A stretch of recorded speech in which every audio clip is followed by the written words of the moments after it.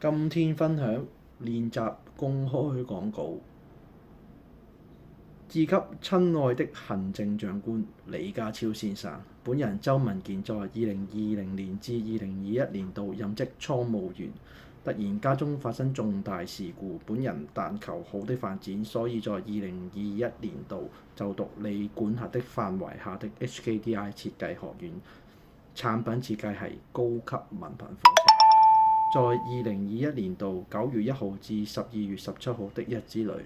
第一個學期，本人只是想順利畢業，希望校方介紹相關工作，慢慢地了解職場文化。就讀過程中還可以尋覓一些合適對象，還過一些平凡和安穩的日子。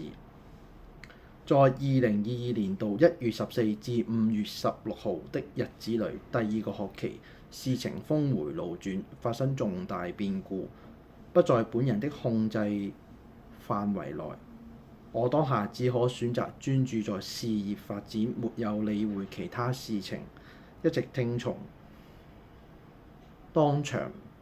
職員指示。在2022年至2023年度5月18至12月5號的日子裏，第3、第4個學期，我一直在家中寒窗苦讀。下課後還苦心鑽研事業的精髓，希望為將來打好良好基礎。在2023年度1月17至4月25號的日子裏，第5個學期正式回歸院校上面授課。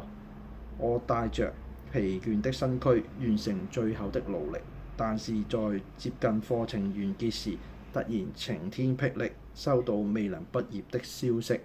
深感遺憾。事後本人在艱苦的生活下被迫妥協，放棄學業。當時還詢問院校職員有沒有相關的工作先行介紹能維持生計，結果消息不如人意，只好另覓高就。